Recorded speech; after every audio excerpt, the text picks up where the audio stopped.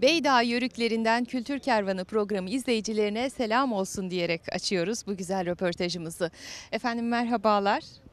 Öncelikle hoş geldiniz. Hidayet Kökçe Ziraat Odası Başkanı ve Beydağ Türkmen Yörüklerini organize şeklinde arkadaşlarla komple bir ekip halinde 25-30 yıldan beri bu kültürün içerisindeyiz. Tabii doğma büyüme Yörügüz. Geçmişi geleceğe aktarmak için, gelecek nesillere aktarmak için de bu şekilde devam ediyoruz. Gerçekten meşakkatli ama biz hiç yorulmuyoruz. Yani sabahın saat 5'inden gecenin saat 11'in 12'sine kadar hiç yorulmadan bu şenliklere, Yörük kültürüne hizmet etmeye devam ediyoruz. Bizim seslerimizi birçok yani uluslararası sizler de duyurduğunuz için Kültür Kervanı'na da teşekkür ederiz. İyi ki varsınız. Birlik, Kalabalık beraberlik. bir ekiple gelmişsiniz başkanım. Evet. Çalışmalarınız nasıl gidiyor bunun dışında Kumluca'da? Kumluca'da tarım sektörüne fazlalıkla uğraşıyoruz. Çünkü hem çiftçiyiz hem yörügüz. Ama tarım bu yıl gerçekten bizi epey yere vurdu. Şu anda ürünlerimiz para etmiyor. 3 lira 5 lira bandında. Yövmeye bile kurtarmıyor. Ama biz çiftçi olarak insanları sofraları boş kalmasın, çocuklar yatağa boş aç kalmasın diye çalışmaya devam ediyoruz. Üretmeye devam ediyoruz. Üreteceğiz. Ama burada da devletimizden destek bekliyoruz. 3 harflerden kurtulmak için semt pazarlarının açılması, pazarcıların aktif hale getirilmesini arz ve talep ediyoruz. Biz üretiyoruz Allah'a şükür. Üretemez olursak bir gün, dışarıya bağımlı kalırsak o gün aç kaldığımız gündür.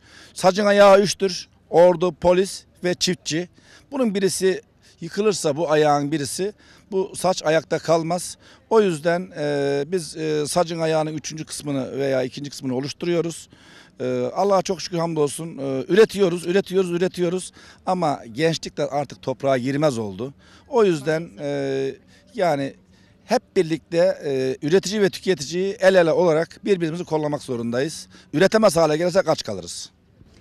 Eminim ki üreten Türkiye olmaya devam edeceğiz. Kendi kendimize yeten ülke olmaya devam edeceğiz. Tabii ki bu bir geçiş süreci. Bazen doğa insanları cezalandırıyor. Evet. Şu an öyle bir süreçten geçiyoruz. Hiç kimsenin yapacağı bir şey yok. Her şey Allah'tan geliyor. Ama tabii ki çiftçiler olarak da ayakta kalma mücadelenizi destekliyoruz. İnşallah daha güzel günlerde birlikte olacağız. Efendim sizi kısaca izleyicilerimize tanıtmak isterim. Evet, 1999 yılında geçmişimizi geleceğe nasıl tanıtırım, çocuklara nasıl aktarırım bunu dediğimde en azından ben bu çadırda doğdum, çadırda büyüdüm. Bu çadırı tanıtayım diye çok zorluklarla bir çadırla Kumluca'da başladık ve 26.sını yaptık bu sene ne mutlu ki. Kumluca'da bütün muhtarlarıma, 41 tane mahalle muhtarıma sonsuz teşekkür ediyorum. Onlar olmasaydı biz olmazdık bir. İkincisi bizim yörüklerimiz Beydağ'a gider. Beydağ yörüklerinde toparladık, bir ekip oluşturduk. Çoğaldık artık, biz büyüdük. Ve o ekiple de devam ediyoruz. Oyuncumuz var, sanatçımız var, çiftçimiz var, çobanımız var, var oğlu var, iş uzatmayalım. Biz her yerde varız, üretmeye de varız, oynamaya da varız, eğlenmeye de varız. Sonsuz teşekkür ediyorum. Evet, çadırda hep birlikteydik. O zaman oyunlarda da hep birlikte olalım. birlikte olacağız. Bu güzel oyunlarınızı izleyicilerimizle de paylaşalım. Paylaşalım. Hop da!